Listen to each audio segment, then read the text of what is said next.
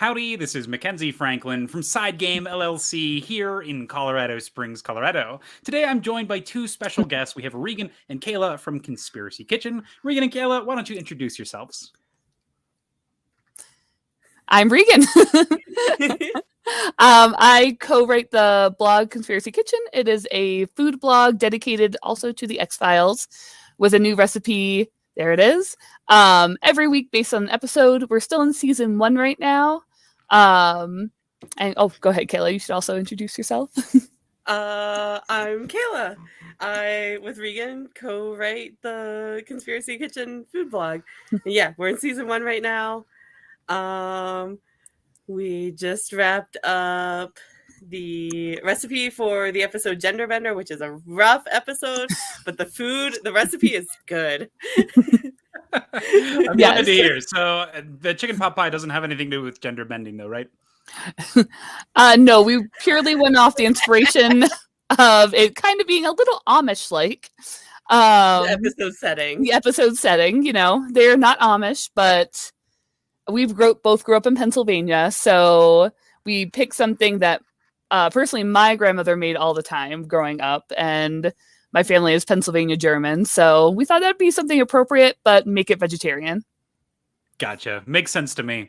So if you are curious in any X-Files related cooking or just delicious recipes in general, I can vouch for these recipes as we've tried them, sampled them, and cooked them ourselves. Go check out Conspiracy Kitchen. Lovely website with a really well integrated theme that is Conspiracy Kitchen. But we're not here to talk about cooking. We're here to talk about Reegan and Kayla's other specialty, and that has to do with RPGs. So as you saw on the thumbnail here, we're here to talk about RPGs, our experiences with them, as well as things that we think make good RPGs from our own unique perspectives. Now, this is important because, and we have one extra special guest joining us is Jordan Franklin. Awesome. Hey, how's it going, guys? Hey. Right on time, Jordan. So, Jordan, go ahead. I want you to do a quick introduction. Who are you?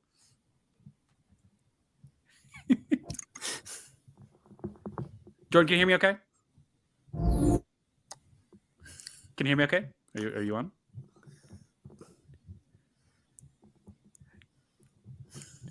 Jordan, can you hear me all right? Okay. Well, I'll go ahead and introduce Jordan. Jordan Franklin is my brother, and he's also an extremely talented artist, gamer, and engineer. So if you are unfamiliar, go check out his Instagram at _Jordan Franklin. He's got a lot of these features of this unique art style that he's been diving into, doing a painting a day challenge. Jordan, do you have anything else you want to add about this challenge?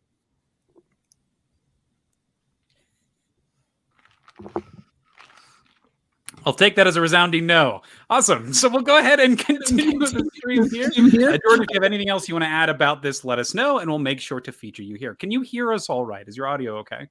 Yes, I just got my sound working. So I am good. Your sound's working. So do you want to do any details on your art background, your RPG background really quick? Not the RPG background yet, but just your art background, who you are? Sure, yeah. So I'm Mackenzie's brother, actually. I have played games, not exactly RPGs, with Reegan and Kayla.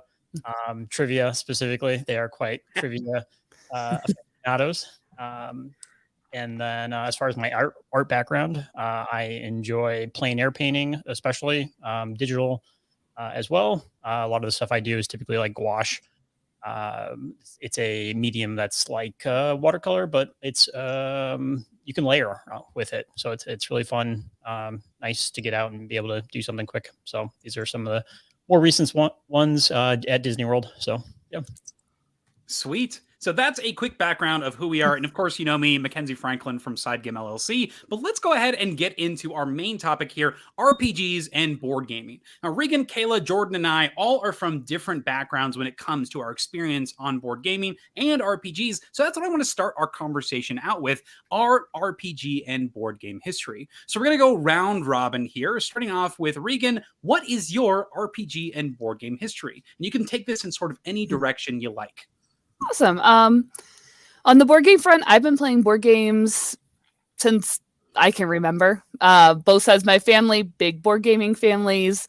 So I grew up playing kind of all the classics. And RPGs, I didn't start really playing those until about 6 or so years ago. I weirdly read like the Dragonlance novels when I was a tween, not knowing they were related to D&D. Just read a lot of fantasy when I was a kid, so I kind of had an intro to D&D at a young age, unknowingly, and then actually started playing about 6 years ago. Gotcha. All right. And Kayla, how about yourself? Your background with RPGs and board games? Yeah, so board games, I like Reegan come from a board gaming family, but like more casual kind of games. And I've been playing board games for as long as I can remember. And like the first one that I loved was definitely Clue. And then I think the first like Euro style game I played was Settlers of Catan. Or British Rails, maybe, because And Rails. Oh, yeah. Rails, yes, a cousin to Empire Builder. My family loves trains and train games. Uh, and then RPGs. I played a little bit when I was a teenager with my friends and my brother, but very casually, sporadically, and like the exact opposite of like the kids in Stranger Things. It would be like every 3 months we remembered that this was something we would do. And then I got into it again about 5 years ago. Okay. And Jordan, with how a about more yourself? consistent group. Gotcha. Yeah, so my RPG and board game history, a lot more board game history. I'd say, so we grew up, we had a closet full of, it wasn't a closet, it was like a walk-in that was full of just different board games. And these were like classic board game type things, Monopoly, Life, and like, they're fun, good games. One of my favorite from that era was this game that was a temple runner bridge type thing. That's Forbidden one that Bridge. that was like, yeah, really, really fun, really cool, very unique in its take. And then a lot of TCG and collectible card game type things, Pokemon, that kind of thing. So, and then over the past, like, I don't know, 10 years or something, has been a lot of board game, more major independent publisher type things, and smaller companies, and then a lot of the big ones as well. In the board game world. And then as far as RPGs go, really it's like, I don't know, 3 months maybe. Definitely, I have the starter set from D&D. So I've been watching Dimension 20 on Dropout TV, which has been fun. So just entering into that world, enjoying it, lots of fun. So. Okay. And so for my own background, similar thing with the childhood growing up from Jordan. Obviously, grew up the same household. But for more serious hobby gaming, started when I left Yu-Gi-Oh! Started focusing on that back in 2014. So I've been playing board games for a while, and I dabbled in some RPGs in around 2018. So I had a friend that introduced me to Dungeons and Dragons, wanted me to join the group, and I found it something I didn't really enjoy that much. So I stopped playing RPGs for a good long while until one of our mutual friends, Levi, introduced us again and wanted to try some one-shots in the Pathfinder system. So I did get to play a little bit sporadically, some one-shots. I had a session where I played with Reegan and Kayla, actually, where I played for a couple of sessions. And then I've also played some smaller RPG sessions with Jordan DMing one, actually, as well as some other small games that we'll talk about, I'm sure, later here. So I've had experience with multiple systems, but for me, my history is one that it's a thing that I know exists, I've interacted with, just so I can sort of say I've had the experience, but I don't know how frequently it's going to be something that I'm going to come back to right away. That being said, I'm completely open to RPGs, but there's a specific thing that I look for when I'm talking about one. And that's going to move us to our next question here, and that is, what do you look for in an RPG? Clearly, we all come from different backgrounds with them. We have somebody who's just starting out, people who have been playing for a long time, and people who just play every so often if they see something that entices them. So Reegan and Kayla, I'm going to start with y'all. So go ahead, and Kayla, I'm going to have you start this one. Kayla, what do you look for in an RPG? If you're like, ooh, this is something that I know I want to play, what do you look for specifically? Yeah, I think the number one thing that I look for is like great world building or great theming, because like the RPG is all about like the world building, right? Like it's kind of why you buy into these systems. It like it's what makes it different from kind of a collaborative storytelling. Like if I wanted to just get my friends together and we could like make up some crazy story, that'd be one thing. But like adding in these worlds and these systems is what kind of gives it some structure. So like I want something that has like a whole bunch of lore, like Dungeons and Dragons, or and Pathfinder, or like we played Monster of the Week, which is based around, and I think Reegan can talk more about this, like based around different sci-fi properties. So like it can be X-Files-y or it can be Star Trek-y. And then, or one like the one shot like Alice is Missing, which is just very thematic and very just like you're in this world with the teenagers. So that's like my number one thing that I look for. Excellent. So strong thematic integration as well as world building that you could explore.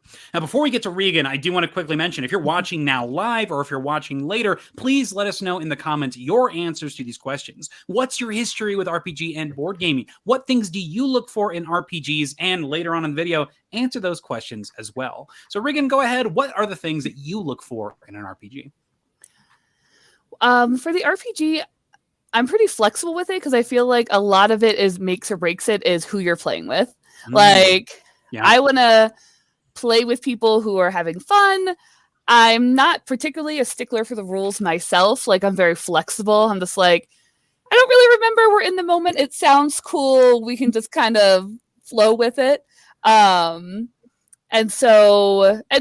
other people prefer, you know, like, knowing the rules more and having a bit of a strict structure, which is fun because that's why you have to find your group of people who want to play similar to you.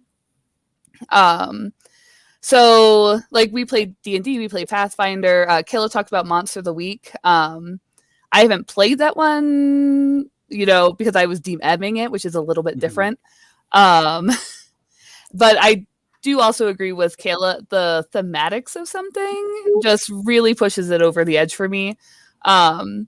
Because Monsters of the Week, you can, when I was a DM, I could set it at any time period I wanted with any kind of whatever we wanted to do as a team. Like, we kind of had a initial discussion, and then I kind of wanted to do something set in the 40s because I wanted pre-technology. So nobody could call on their phone. And because I knew Kayla was going to choose the one character who has... what did the character have? We called it a Rolodex because we set it in the past. They were like net friends. Net so like friends. The idea of your like internet community who can answer your questions. So you like referred to pen pals or something? Yeah, Rolodex friends. Yeah, Rolodex friends. She could give them a call. She found a payphone. So it's just really fun because it's really loose, and they talk a lot about, like, you pick kind of like an archetype that you would see in something like X-Files or Buffy or Angel or something in that sphere that was really popular, the Monster of the Week things, since, you know, X-Files sort of coined that term way back when. Excellent. Okay, I'm going to quickly cut in here, and then we'll go to you, Jordan. But my thing that I look for is a little bit on the inverse side of what you describe, Reegan. And I love a rule set that is rigid and firm, but gives you openness to actually play and storytell and role play. Now, I'm going to bring up Alice is Missing. This is one that Kayla talked about really quickly. And this has been my favorite role-playing experience, period, in the last couple of years. And it's been one of my favorite gaming experiences, actually. And that's because of the system that it employs with a set timer, so you have a timed experience, and prompt cards that continuously get pulled in order to actually facilitate the discussion. So this has been one of the strongest experiences for me because of that, how it pushes you to actually create a story. And you don't necessarily have to have a rich world, but it gives you the opportunities to make one. So Alice is Missing also has reference material that you can print out with things like wanted posters that give you something to go off of from turn one to come back to, so you have something physical. And then the medium that you're telling the story through is your cell phone, which gives a new layer to this communication, allowing you to give those group chats and have side conversations during the actual experience. One of the coolest things I love is we had this huge group chat of a bunch of people, and then immediately after somebody said something, I would text Ariana. I'd be like, yo, did you hear what that girl just said? Oh my gosh, she's the worst. And the other conversation is still happening. It was amazing. And the game facilitated that experience through the use of its tools as well as its paced storytelling. So that's what I look for is a rigid rule set that gives you freedom to storytell, but doesn't completely throw things off track. So I like that a lot. And Jordan, let's go back to you.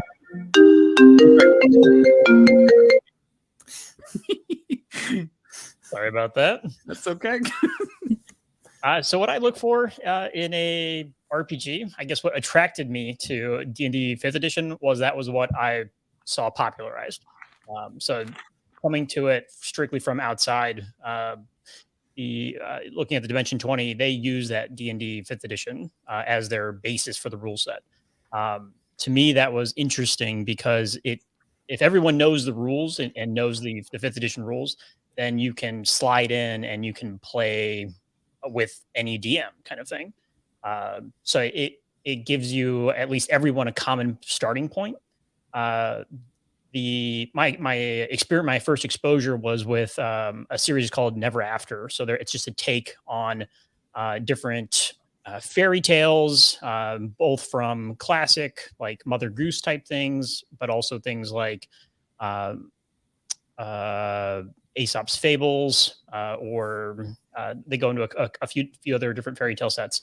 But using those kind of properties and combining those into a story. So somewhere between like a rule set and this open world story. I don't know if I like the just group storytelling better or if I like the rules kind of thing. I like the idea of like there being luck and consequences for choices. And that's kind of what attracts me to giving it a chance. It was something I never played before. So just no interest, just like no exposure, no interest, just like, all right, well, and then now with some exposure was like, oh, okay, kind of give it a chance and see what's up. And so far it's been kind of fun learning and on the DM side, some things, but also on the, as I consume the content from the Dimension 20 stuff, it's like, you can see how people think, you can see where it makes sense. Like one thing when I was playing with Mackenzie, for example, something that he doesn't like is like the back work of like putting in a character. He just wants to come play. So like being a DM to have to make something like that work is kind of interesting. At the same time, it's like, okay, well, at what point is that just group storytelling then? Yeah, it's interesting. But that's what I think the 5th edition of D&D does a good job providing a streamlined rule set that you can say, oh, well, I want to do this. And then you can be like, all right, well, give me an athletics check and you do this, or like, hey, or like you're not athletic and you're not going to try and do it athletically. Give me a performance check. You're a dancer, not an athlete, not an athlete kind of thing. Give me a performance check. So giving you like this kind of like minimum set of rules, and you can always kind of mix and match and make it work for whatever it is. So that's what kind of attracts me to RPGs. Now, on the flip side of this, I want to know, what things do you want to stay away from in an RPG system? And I'm just going to believe this right now, this is going to lead me to a buildup on the things that you recommend, the RPG systems that you would recommend people play, or maybe just your favorites. So what things do you stay away from? So I'm going to lead off this one. We're going to go backwards this time, change up the order a little bit. So the things that I stay away from are combat systems or systems in general that slow down the experience. That's the thing that keeps me from playing RPG systems. And it's one of my biggest gripes with Dungeons and Dragons and that core system. I feel that the storytelling is happening. This world is there, but as soon as we get to combat, it screeches to a halt. And now I'm just playing a really bad board game. And that's how I feel when I approach this. Like, wow, I should just be playing Cthulhu Death May Die, or I should be playing any system that has me constantly playing and rolling dice and leveling up and doing great things. I don't want to sit through this slog and just be like, oh my gosh, I'm not doing anything. This is the worst. And it sucks. Give me back to the good stuff. Give me back to the storytelling. Give me back to this well-paced stuff. Give me back to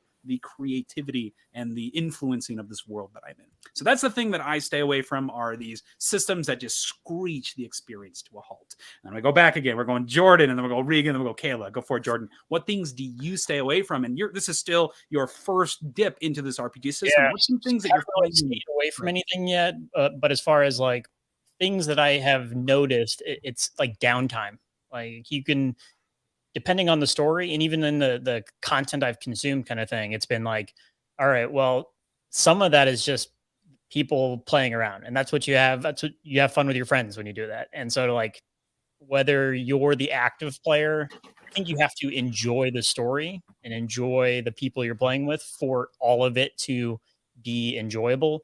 If the the DM is talking to a specific player and they're going into a side adventure by themselves, or they're doing something and not necessarily doesn't include the rest of the group, you could just be listening in for a while. Maybe it could depend on what the scenario is, but I read books. It's a passive kind of thing. So at the same time, if it's an interesting story, it is kind of captivating. So I think there's a balance there. But that would be the thing as like a player that would keep me from playing a game would be like, if it's not really a good story, I'm not invested in the same way like a book. I'm not really invested if it's a bad book.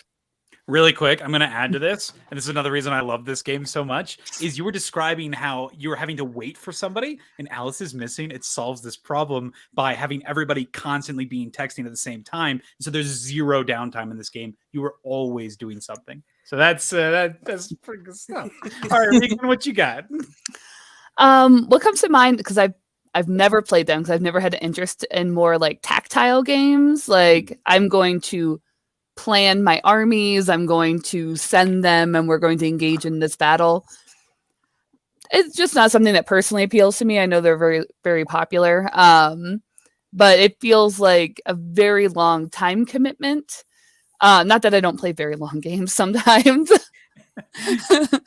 But yeah, I don't know. I think it's because I like more of the thematics of things and the storytelling aspect, that the ones that are more like military or army based or something like that, and that kind of general realm has never really screamed to me. Gotcha. So it's just a specific theme, yeah? Yeah. It's when you have like what is the one? Like Warhammer. Okay. I think of like Warhammer when I think of that. I've never played it. I don't know how accurate my assumptions are. But I think of, you physically have all your miniatures and your army, and you're like kind of building that. So on the RPG side, anything you stay away from?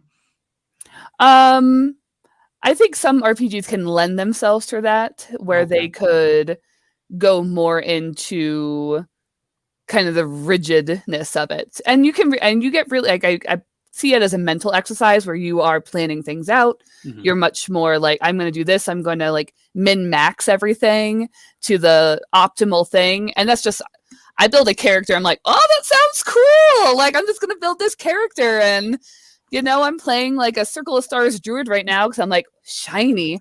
Like there was I just picked things that I thought would make an interesting character rather than maximizing all my stats to the perfect thing. That's how I prefer to play. Excellent. All right, Kayla, how about you? What's something you stay away from in RPGs?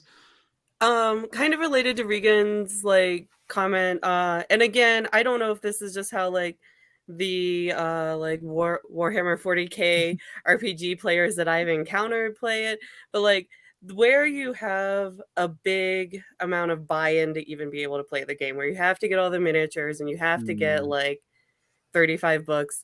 I don't know. I'm like, at that point, I just want to buy a really nice board game and play it. Because one of the great things that I think about like Dungeons and Dragons and Monster of the Week, definitely Monster of the Week more so, is like you need one book and you can share it amongst your group and like some pens and a couple of dice. So it's like a very like low monetary investment. So the minute that you need to start like really building up your collection of miniatures, I sort of start to lose interest.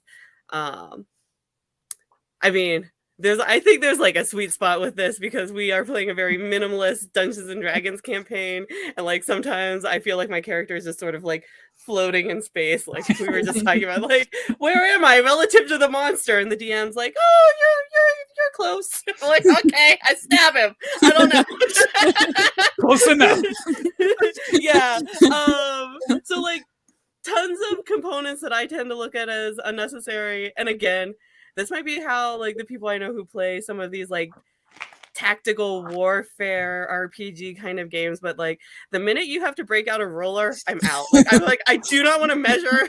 I do not want I'm good with like a grid system for moving your things around and being like, oh yeah, I'm 25 feet away. But like the minute you're like, okay, it's 7 inches and that means that I'm like 33 miles, like it feels like there's too much work on the player. And I think also related to what you were saying, that's where it to me starts to like slow down. I'm just like the roller, the calculator, and the 10 million miniatures you have to maneuver around. It takes me out of it. Yeah. Sweet. Okay, so those are the things that we enjoy about RPGs, the things that we try to stay away from. Now, if you could summarize or recommend an RPG, or just one that you enjoy, maybe you don't necessarily recommend it, but it's your favorite, which of them would you recommend? And this time, we're going to go full circle here, starting with Reegan. We'll go Reegan, Kayla, then Jordan, then myself. Go ahead, Reegan. Awesome. I'd say especially if you're just getting into RPGs, two of the easy ways to get in are that like Dungeons and Dragons like intro box, like it literally walks you through a campaign, like but the one I personally like is Monster of the Week. It's based on a different system. It kind of borrowed from one. It has all you need is 6-sided die. You get like a pre kind of made character sheet that you circle things on of how you want your like archetype to be, and it's all really familiar, especially if you set it more present day, because you can set it whenever. Like most people have done things like watched a little bit of Supernatural or something like that. You can know the general like tropes we're going to feed into in this, and you just kind of recognize what your character is going to be within that world and just really lean into it. And they have a bunch of little scenarios as you're the DM. It's a bit more fast and loose than something like D&D. So if you want a bit more rigidity, I'd say lean in that direction. Because like ideally something Monster of the Week, you're building the map together. You're kind of creating like, it makes sense that in a town you'd have an ice cream parlor. So I'm going to look for that. And I, as the DM, would be like, yeah, that makes sense. Let's go find it together. So it's a little bit more on the storytelling side of things. But it can be a lot of fun, especially if you have a group who is very invested in that sort of storytelling. Excellent. And then Kayla, how about you? Which RPG falls in this sweet spot category for you? I mean, I also really love Monster of the Week, but I'll go with a different one, and I don't remember the name. Reegan, what's that one that you just got that's like Regency era?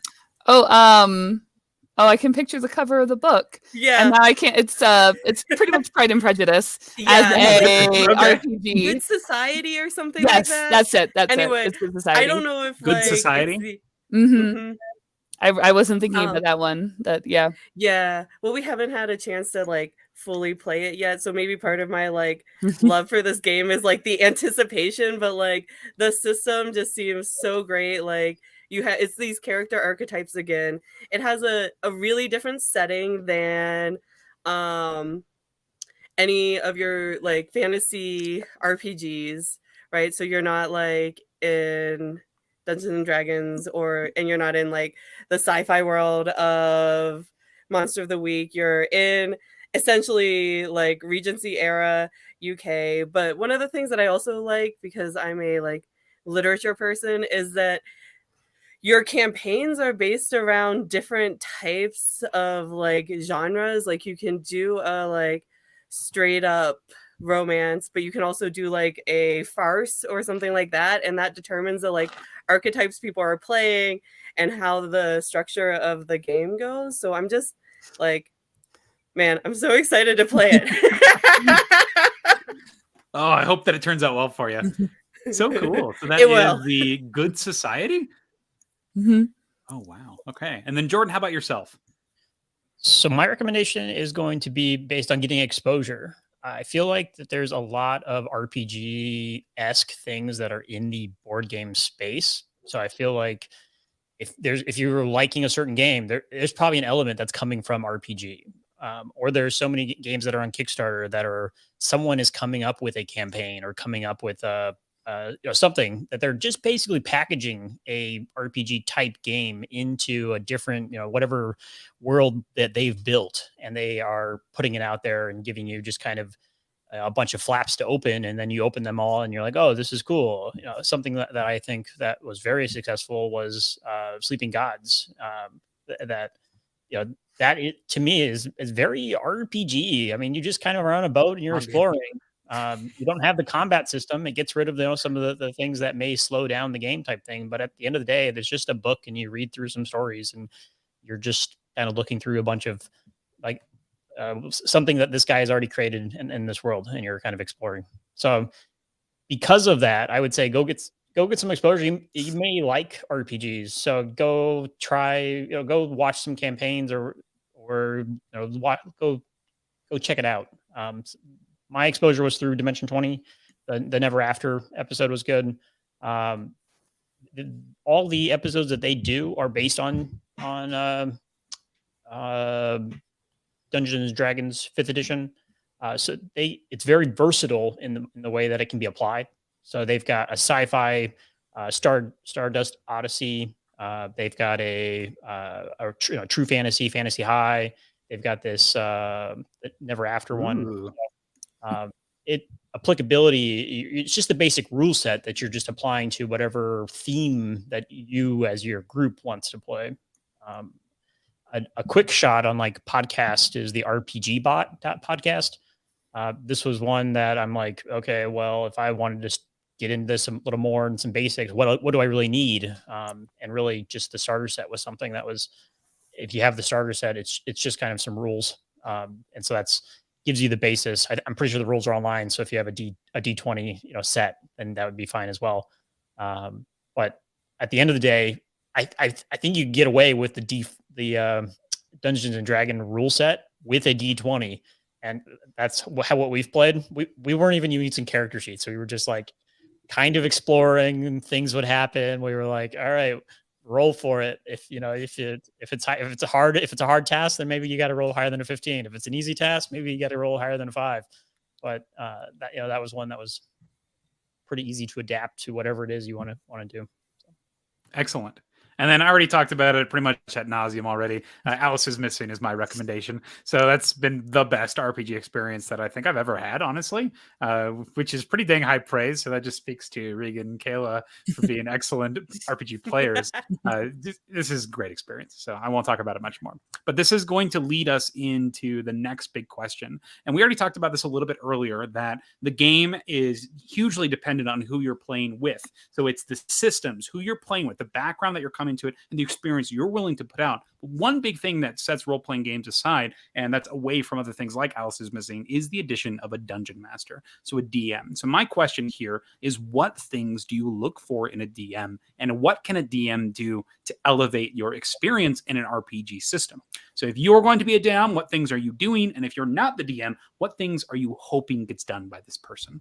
So we're going to go backwards this time. I'm going to have Jordan, you go first, and we'll go wrap around the way. So Jordan, Kayla, Reegan, and myself. Go ahead, Jordan. What things do you look for in a DM, or do you try to do yourself? I think if you are a comedian and a improv background, you're going to be a successful DM. If you're wicked smart, and if you read a lot of books, all these things are probably going to be good for a DM. That being said, that those qualities of like being able to have storytelling, being able to kind of roll with the punches, someone's going off, and being able to read people of like, oh, this person, there's not a mystery to solve, but this person wants to play a detective kind of thing.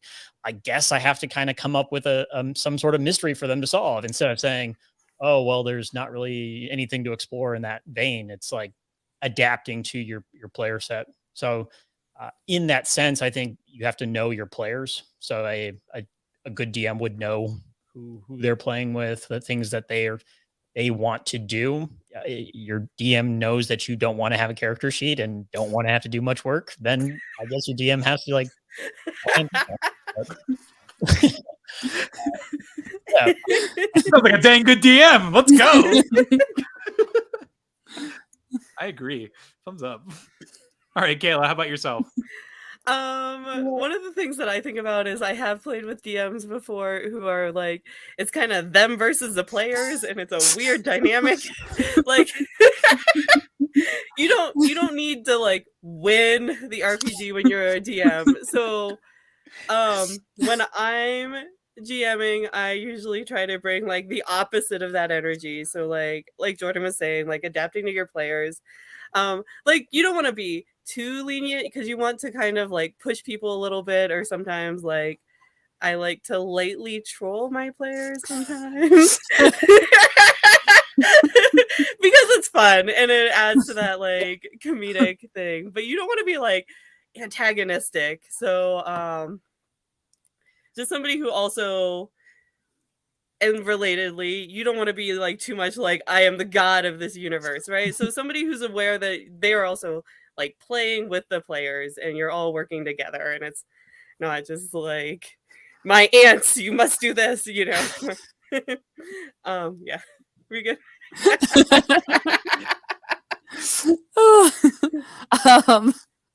I guess I really appreciate flexibility in a DM. Of just like well, what our Pathfinder campaign, Kayla, we went in and I was playing a bard, and we decided we were forming a band pretty early in the campaign. I'd say by the second or third session, bare minimum. And Maybe I am like it might have even been the we first. all picked out The first instruments. It wasn't the very Yeah. first one. Yeah. That's right. We all did. And I just know for a fact that was probably not the direction the DM maybe had for us in mind when he's laid out the campaign. But you know what? We rolled with it, and now we're like a world famous rock band who has time jumped years in the future and are resting on our laurels and will have lots of money. So it's pretty exciting. And so I just really appreciate that when you can see where the interests of the players lie. And our D&D campaign right now, the DM for it, he goes in and what he says, he essentially has a flow chart. Like that's the most planning he does. Like we can make some pivotal decisions and these are kind of things that will happen from it. But anything else is just what happens. And he doesn't have it super planned. It just goes by the flow chart and some major key points you have to hit and how you will approach them. And he thought we were going to fight somebody in our last one, which we chose not to. And he's like, I thought you as murder hobos, as he has now called us, would like to do that. And we didn't. We ran away. So, yeah, you got to be ready for the unpredictableness of your characters. Yeah. Which I would like to interpret us running away instead of fighting and being murder hobos as we're growing as characters. Yes, my character's not growing. Yes. My character doesn't care. So I'm going to have to wanted to agree add- with pretty much the entire peanut gallery here. I think that flexibility is huge. But one thing that I definitely want to mention is the importance of letting the players do what they're trying to do. So if you say, hey, I want to do this thing, let them do that. I'm going to bring a piece of media in, and this is Harmon Quest. And this has got me a little bit into the spirit of Dungeons and Dragons and role-playing in general. And the DM here, Spencer, does a great job as if somebody says that they want to do something, he just says, you do that. And then you see what happens. And I love this so much because the DM is working with the players to make this world and letting these things happen. So that's completely player driven and not a lot of interpretation from the DM. So it's the pressure is on the players to make the creative choices as opposed to the DM telling you what you're doing in this experience. So I love that, the freedom and openness of an experience and an RPG in general. And I love the player driven decision. So that's a thing that I think the DM, if they lean into that, that makes a really strong RPG session. Cool. So that is the biggest questions I have. We're going to go ahead and move to the wrap up here. Any final thoughts you want to say about role playing, board games, where you're at between them, and just some final thoughts in general? Jordan, what do you think? Overall, I am still enjoying, like still in that kind of learning phase / making a decision. Is it something I want to do more often? It's so far, I think I'm leaning more towards just storytelling. I I don't know if I necessarily like the campaign side or the not the campaign, the combat side as well. And then I like the continued story type thing and like coming back to the same characters. But I think having kind of consistency with that would be nice. But it's also just like another kind of commitment for that type of thing. So yeah, I think overall enjoyable. I would play type thing. But I don't know like how much more I'm going to get into it. But I'm glad I've like made the jump and figured out what it was. So enjoying it. Well said. Go ahead, Kayla. How about yourself? Let's see. I mean, I'm going to keep up, obviously, with both RPGs and board games to the point where like scheduling gets a little difficult.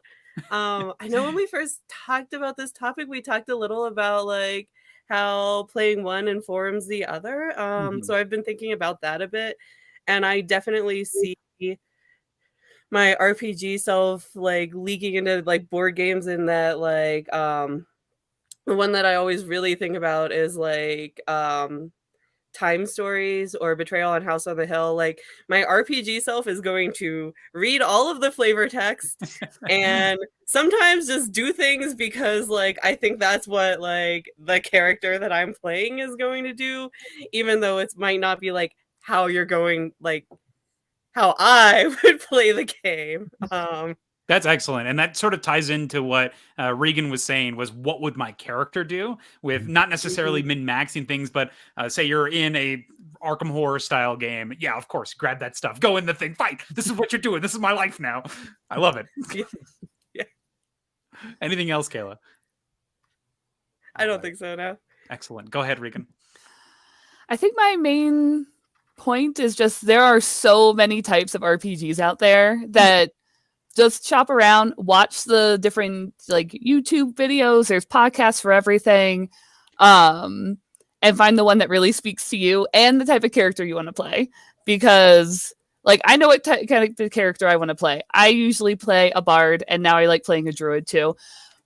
But they're kind of similar in a lot of aspects of how you play them as a character.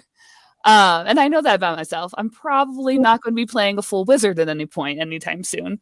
But you know, you just got to find what you like and the friends and how they want to play. And that's what makes it fun, really. Excellent. To echo Reegan here, I'm very similar on points. Find a system you like, find a group of friends that you enjoy playing with, and just have a good time in general. If there's a system you don't like, you can leave that system. You don't have to play that game. So find one that fits your play style, and there's so many different choices. So whether you want something that's long form storytelling, go for it. But yeah, I think there's something for everyone when it comes to RPGs and board games as well. Excellent. So we'll go ahead and wrap up the video here. Once again, please make sure that you are checking out Conspiracy Kitchen. They've got some recipes that are coming up, and I'm always excited to try these. The pot pie looks wonderful, and they are vegetarian and vegan friendly as well. So you have lots of options when it comes to that. Anything you want to touch? Anything exciting that's coming up for Conspiracy Kitchen? Reegan or Kayla?